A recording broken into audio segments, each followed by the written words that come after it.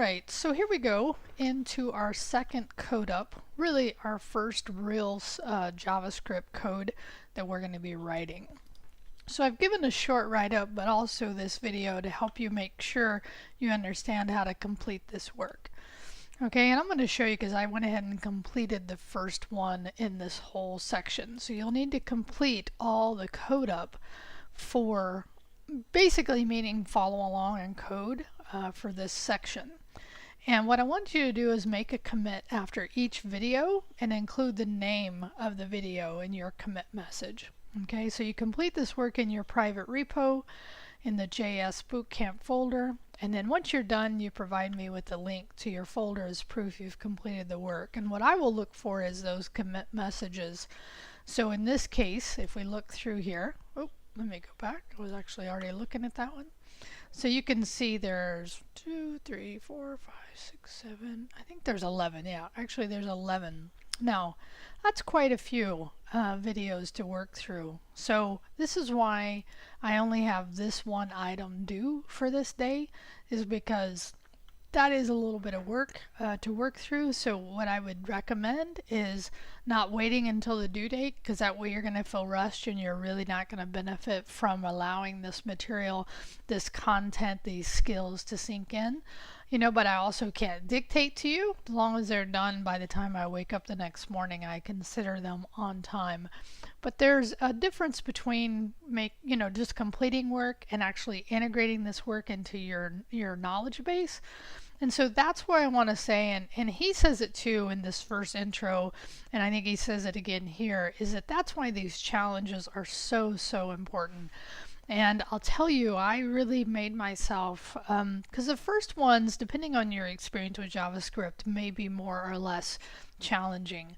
But obviously as we get more into the code, then the more challenging that's going to become. And if you've skipped some of this early things, then the later challenges become more challenging. So the thing I'm mentioning this A is benefit from those challenges. See how well you've been able to glean and comprehend the concepts. The challenges help you see how well you did that. And then you can think of our Develop It's part of our course as another challenge, taking it to the next level. Okay, so I just want to help you give that context to that work.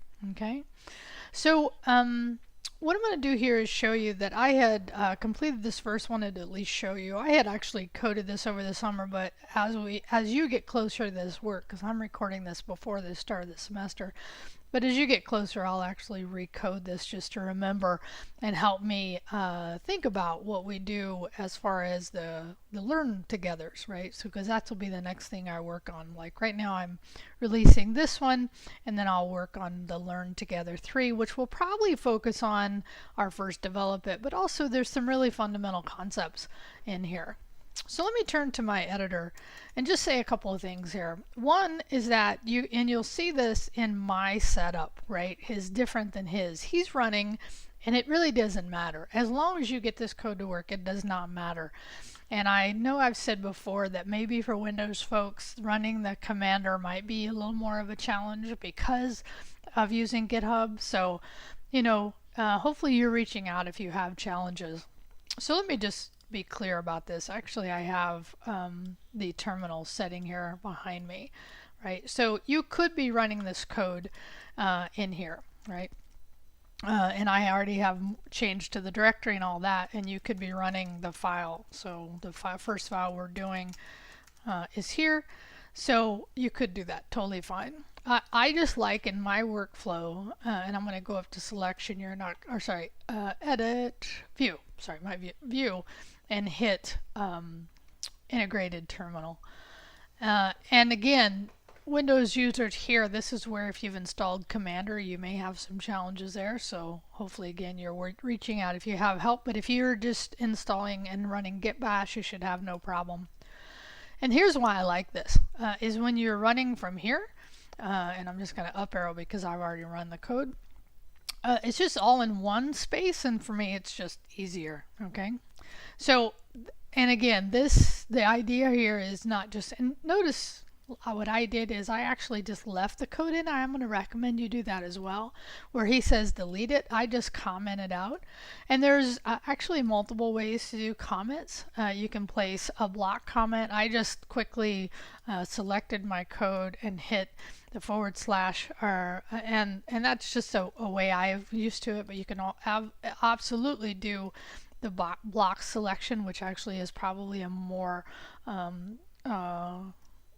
better way to do it. But leave that code in there, okay? And that way you can see it from before. So I'm going to go ahead and do the workflow, because again, this is not covered in his videos, and I've shown you the two ways, which is using the command line, so like git status here, right? So I know I have a new file, so I would do git add and then strings.js, cool, and then I do git commit -m for a message, and I would say completing section 3 video 1.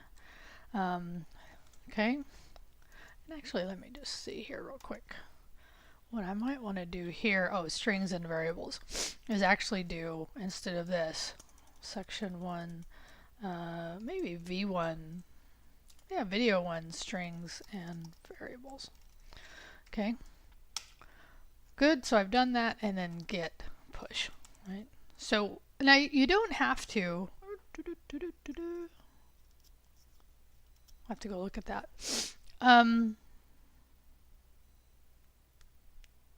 I may have done something out on that repo. I have to go check it real quick.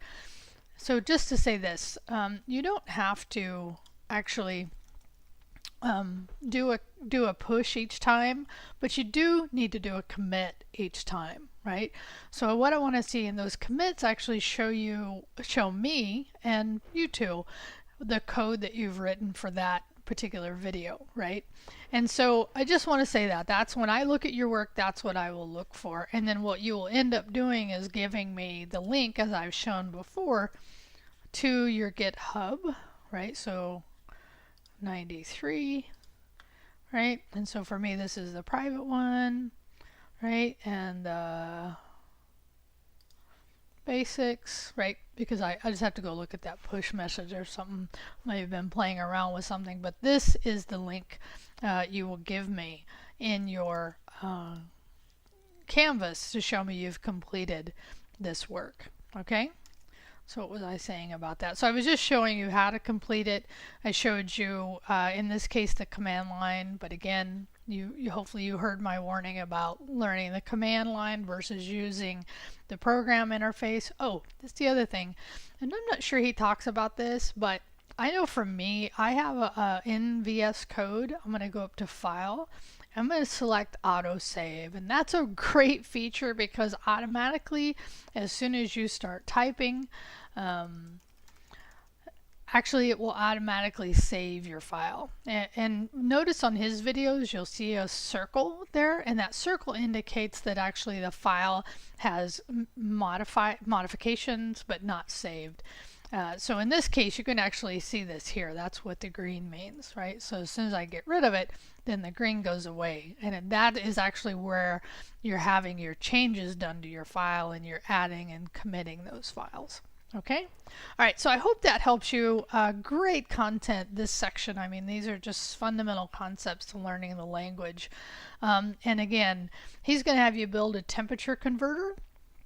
I'm going to have you, I'm pretty sure on the LearnUp, start thinking about something you're going to want to create, again, as a way that you take these concepts and really own them in the next level. All right, so let me know if you need any help through either chat or reaching out to me through Canvas. Have a great day.